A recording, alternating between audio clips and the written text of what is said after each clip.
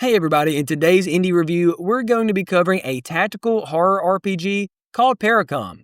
Alright, so let's talk about Paracom. First of all, the game hits you with a huge exposition dump right out the gate.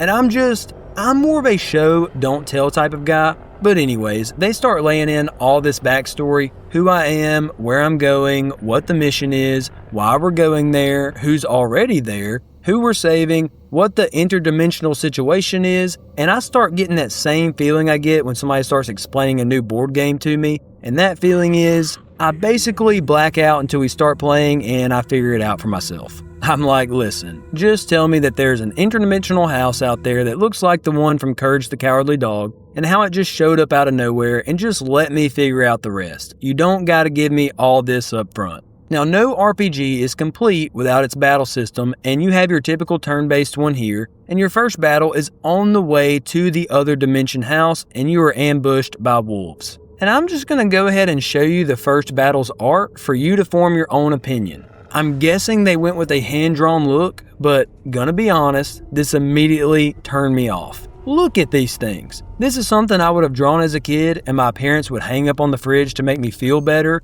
but even I knew it wasn't my best work. But here's the thing, after you kill the wolves, their bodies stay there and there's blood pulled underneath them, and it's in a really creepy way. See, that fits the world, and I feel like that's what they were going for. If they would have just leaned into that vibe a little bit more in the fight itself, rather than this, then yeah, we would have something here. But in the battle, you go into a pretty standard RPG combat setup, but instead of different weapons and loadouts, you're essentially just choosing how many shots you want to fire from your P90, or if you want to use your combat knife. There is some strategy here, like how many bullets versus how much damage, and I get what they're going for, but with unlimited ammo, you can always just reload later, so why would you not shoot 10 times each? 1 in 5 don't do much damage, and 50 means you have to reload after every single attack, and it's not near as accurate anyway. So there's just not many options. And I also really like the scene right before you enter the house. There's a really big crime scene, cops everywhere, people warning you not to go in,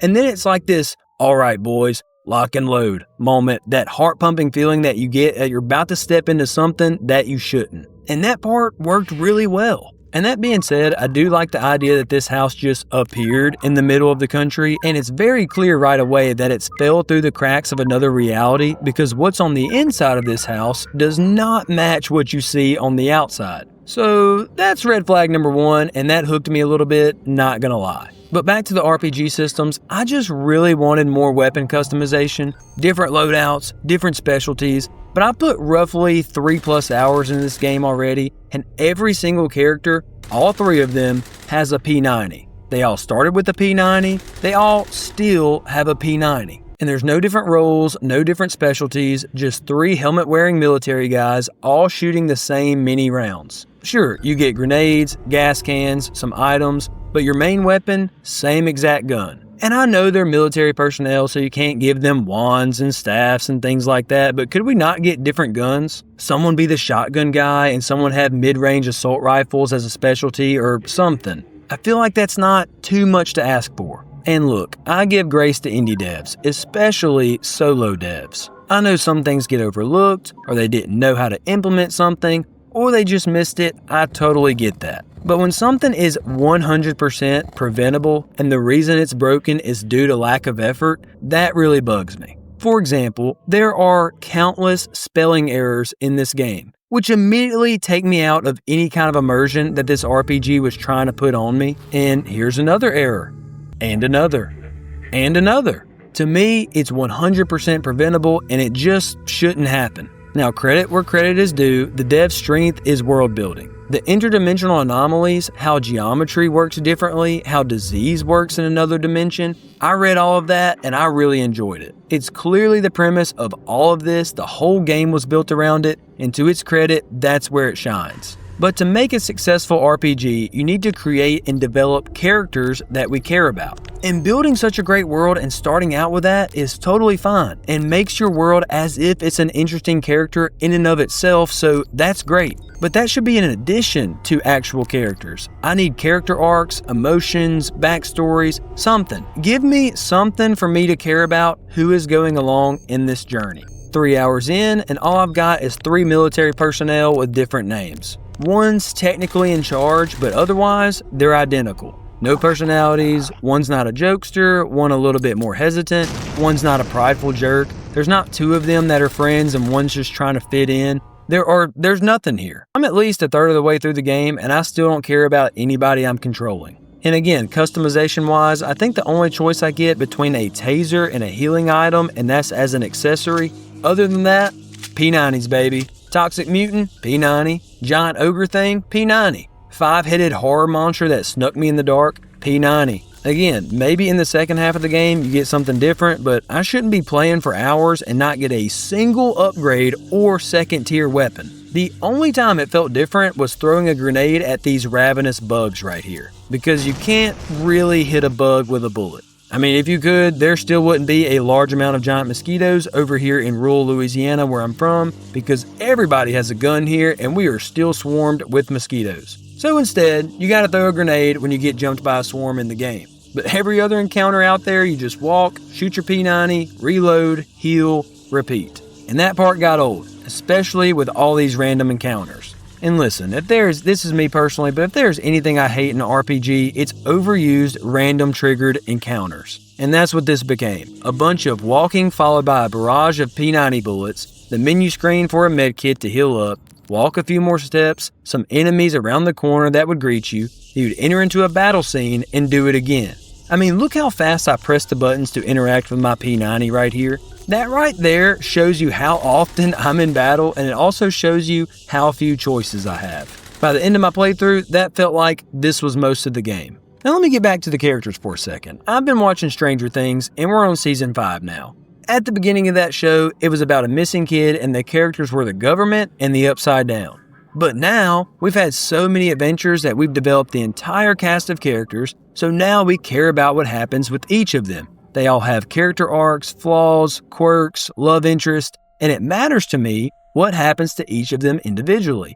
The Upside Down and military government is just icing on the cake now, and that's how stories work. We care because of the characters, and Paracom it didn't give me that, in my personal opinion. Now moving on to the art style, I never did understand it. It looked a little half-baked to me, but I will give them benefit of the doubt. Many people like going for that slightly off horror vibe, like things that almost look right, but not quite, which is unsettling. Like in a horror game when somebody's arms are just slightly too long, or eyes slightly too big, that is incredibly unsettling. So this art style seems a bit off to me, but I think that might have been intentional, and if so, that is valid. There were also combat moments where I'd interact with a monster on screen, so the battle sequence begins and then 2 more appear, then maybe 2 more after that, and I didn't understand why. Now if this was a monster type that regenerated itself and multiplied, I would get that. And that would be a certain monster type I would watch out for and I would try to avoid and not interact with it.